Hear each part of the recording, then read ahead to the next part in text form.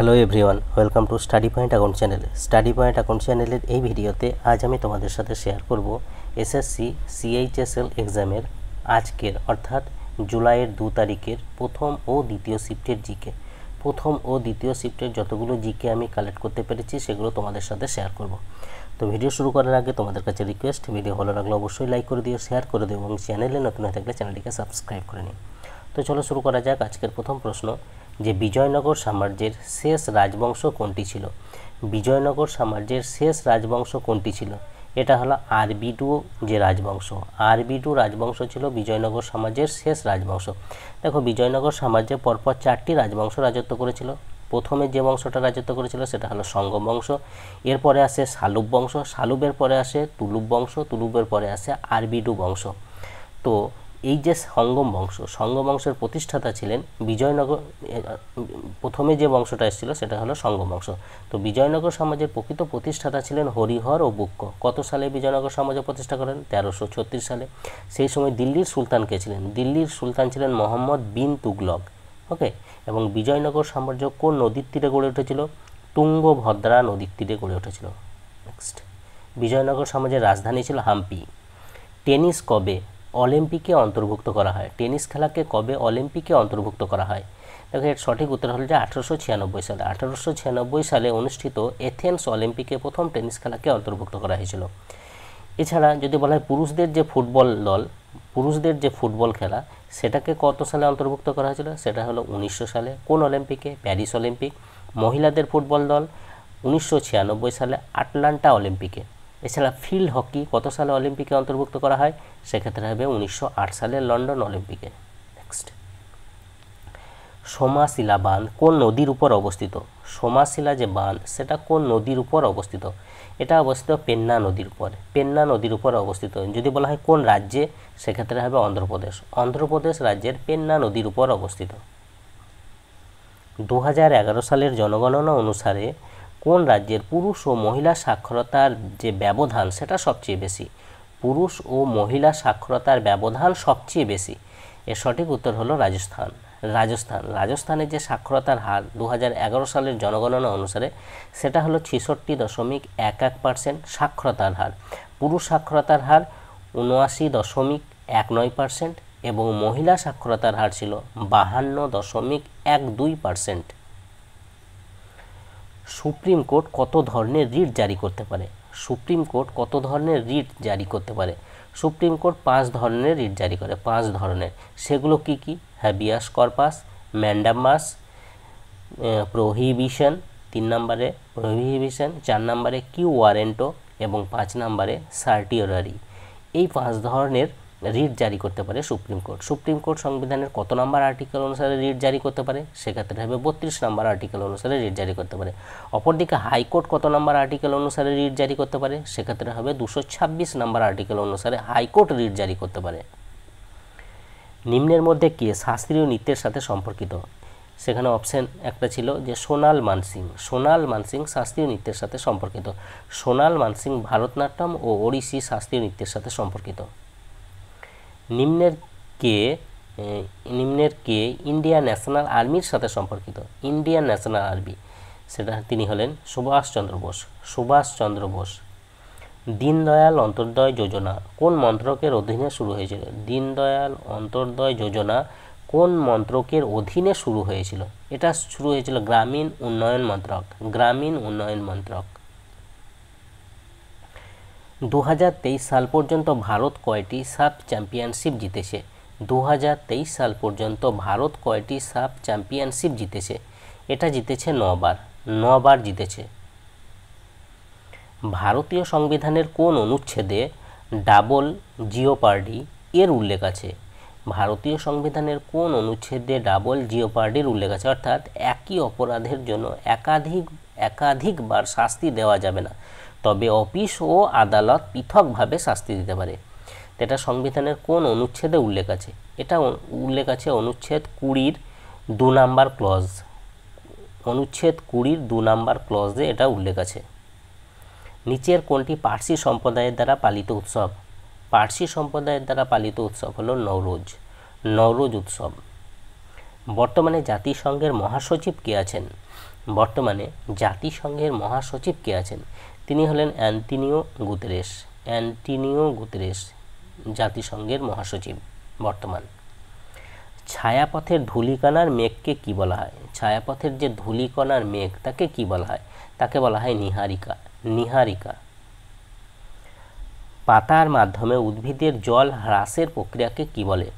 পাতার মাধ্যমে উদ্ভিদের যে জল হ্রাসের প্রক্রিয়াকে কি বলে? এটা বলে বাষ্পমোচন। বাষ্পমোচন। গুলাবচাঁদ কাটারিয়া বর্তমানে কোন রাজ্যের রাজ্যপাল? গুলাবচাঁদ কাটারিয়া বর্তমানে তিনি কোন রাজ্যের রাজ্যপাল? তিনি বর্তমানে আসাম রাজ্যের রাজ্যপাল, আসামের রাজ্যপাল। মহাবলীপুরমের রথমন্দির কোন রাজবংশের রাজারা নির্মাণ করেছিলেন? মহাবলীপুরমের যে রথ মন্দির সেটা কোন রাজবংশের রাজারা নির্মাণ করেছিলেন? এটা করেছিলেন পল্লব রাজবংশ। পল্লব রাজবংশের রাজারা নির্মাণ করেছিলেন। যদি বলা হয় পল্লব বংশের কোন রাজা, সেক্ষেত্রে হবে প্রথম নরসিংহ বর্মন। 2023 সালে খেলো ইন্ডিয়া ইউথ গেমসের ৫ম সংস্করণ কোথায় আয়োজিত হয়েছিল? 2023 সালের খেলো ইন্ডিয়া ইউথ গেমসের যে ৫ম সংস্করণ সেটা কোথায় আয়োজিত হয়েছিল? এর ৫ম সংস্করণ আয়োজিত হয়েছিল মধ্যপ্রদেশে আয়োজিত হয়েছিল। ৬৬তম জাতীয় স্কুল গেমস কোন শহরে অনুষ্ঠিত হয়নি? ৬৬তম যে জাতীয় স্কুল গেমস সেটা কোন শহরে অনুষ্ঠিত হয়নি বলা ছিল। এখানে 4টে অপশন ছিল, 4টে শহরের নাম দেওয়া ছিল। একটা ছিল ধুলিয়ান।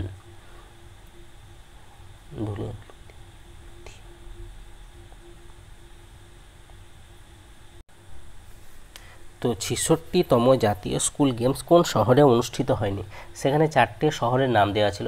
একটা হচ্ছে লুধিয়ানা, 2 নম্বরে ছিল গোয়ালিয়র, 3 নম্বরে ছিল ভোপাল, 4 নম্বরে ছিল দিল্লি। তা যে শহরে অনুষ্ঠিত হয়নি সেটা হলো লুধিয়ানা। লুধিয়ানা শহরে অনুষ্ঠিত হয়নি। গোয়ালিয়র, ভোপাল, দিল্লি এই 3টে শহরেই অনুষ্ঠিত হয়েছিল। তাহলে লুধিয়ানা শহরে অনুষ্ঠিত হয়নি। নিচের কোনটি নাগাল্যান্ডের লোকনৃত্য নয়? নিচের কোনটি নাগাল্যান্ডের লোকনৃত্য নয়? সেখানে অপশন ছিল হোজাগিরি একটা। হোজাগিরি কিন্তু ত্রিপুরার লোকনৃত্য। 2011 সালের জনগণনা অনুসারে ভারতে কয়টি জেলা রয়েছে? 2011 সালের যে জনগণনা সেই জনগণনা অনুসারে ভারতে কয়টি জেলা রয়েছে? ভারতে জেলা রয়েছিল 640টি। 640টি জেলা রয়েছিল 2011 সালের জনগণনা অনুসারে। ভারতীয় রিজার্ভ ব্যাংকের যে জাতীয়করণ সেটা কত সালে হয়েছিল? ভারতীয় রিজার্ভ ব্যাংকের জাতীয়করণ কত সালে হয়েছিল? জাতীয়করণ হয়েছিল 1949 সাল। 1949 সালে আরবিআই এর অর্থাৎ ভারতীয় রিজার্ভ ব্যাংকের জাতীয়করণ হয়েছিল। আরবিআই প্রতিষ্ঠিত হয়েছিল কত সালে? 1935 সালে। কোন কমিটির সুপারিশে যদি বলা হয় সেক্ষেত্রে হবে হিল্টন ইয়ং কমিশনের সুপারিশে। হিল্টন ইয়ং কমিশনের সুপারিশে 1935 সালে আরবিআই প্রতিষ্ঠিত হয়েছিল। আরবিআই যখন প্রতিষ্ঠিত হয় তখন তার হেডকোয়ার্টার কোথায় ছিল? কলকাতা। পরে 1937 সালে এর হেডকোয়ার্টার স্থানান্তর করে কোথায় করা হয়? মুম্বাই কত সালে স্থানান্তরিত হয়? 1937 সালে। নেক্সট, বর্তমানে যদি বলা হয় আরবিআই এর গভর্নর কে আছেন? Shaktikanta Das. Vibrant village programme শুরু করা হয়েছিল কোন রাজ্যের কিবিথু গ্রামে? ভাইব্রেন্ট ভিলেজ প্রোগ্রাম শুরু করা হয়েছিল কোন রাজ্যের কিবিথু গ্রামে? এর সঠিক উত্তর হলো যে অরুণাচল প্রদেশের কিবিথু গ্রাম। নেক্সট, 1948 সালের শিল্পনীতি রেজুলেশনে শিল্পগুলিকে কয় ভাগে ভাগ করা হয়েছিল? 1948 সালের শিল্পনীতি রেজুলেশনে শিল্পগুলিকে কয় ভাগে ভাগ করা হয়েছিল? এটা হলো 4 ভাগে ভাগ করা হয়েছিল, 4 ভাগে। আম্বেদকর অ্যান্ড মোদি পুস্তকটি রিলিজ কে করেন? আম্বেদকর অ্যান্ড মোদি পুস্তকটি রিলিজ কে করেন? এটা করেছিলেন ভারতের প্রাক্তন রাষ্ট্রপতি রামনাথ কোবিন্দ। ভারতের প্রাক্তন রাষ্ট্রপতি রামনাথ কোবিন্দ করেছিলেন এই বইটি রিলিজ। কেরালার কোন ফসল কাটার উৎসবে নৌকা দৌড় খেলার আয়োজন করা হয়? কেরালার কোন ফসল কাটার উৎসবে নৌকা দৌড় যে খেলা সেটা আয়োজন করা হয়? এটা হয় ওনাম। কেরালার একটা ফসল কাটার উৎসব হলো ওনাম। সেখানে এই উৎসব 10 দিন ধরে চলে, এই ওনাম উৎসব, এবং তারই একটা অংশ হলো নৌকা দৌড়। নেক্সট, নিম্নের কোন বইটি হরিপাল লিখেছেন? সেখানে একটা অপশন ছিল সঙ্গীত সুধাকর বইয়ের লেখক হলেন হরিপাল। নিম্নের কোন নৃত্যটি ঝাড়খণ্ড রাজ্যের সাথে সম্পর্কিত? নিম্নের কোন নৃত্যটি ঝাড়খণ্ড রাজ্যের সাথে সম্পর্কিত? ঝাড়খণ্ড রাজ্যের সাথে সম্পর্কিত হলো ছৌ নৃত্য। অপশানে ছিল ছৌ। ওকে, তো ছৌ নৃত্য কোথায় কোথায় দেখা যায়? পশ্চিমবঙ্গের পুরুলিয়ার ছৌ নৃত্য দেখা যায়, উড়িষ্যার ময়ূরভঞ্জের ছৌ নৃত্য আছে এবং ঝাড়খণ্ডের সরাইকেল্লা ছৌ নৃত্য আছে। ব্যাডমিন্টন ওয়ার্ল্ড ফেডারেশন বিশ্ব র্যাঙ্কিংয়ে কোন ভারতীয় ব্যাডমিন্টন পুরুষ যুগল শীর্ষস্থান অর্জন করেছে? কোন ব্যাডমিন্টন পুরুষ যুগল শীর্ষস্থান অর্জন করেছে? চিরাগ শেট্টি এবং সাত্বিক সাইরাজ রাঙ্কিরেড্ডি। চিরাগ শেট্টি এবং সাত্বিক সাইরাজ রাঙ্কিরেড্ডি এরা দুজনেই মানে পুরুষ যুগল শীর্ষস্থান অর্জন করেছে। তো এই ছিল আজকে এসএসসি সিএইচএসএল এক্সামের প্রথম ও দ্বিতীয় শিফটের কিছু গুরুত্বপূর্ণ জিকে। যদি তোমাদের ভিডিওটা ভালো লাগে অবশ্যই লাইক করে দিও, শেয়ার করে দিও এবং চ্যানেলে নতুন হয়ে থাকলে চ্যানেলটিকে সাবস্ক্রাইব করে নিও। তো আজ এ পর্যন্তই। ওকে, বাই।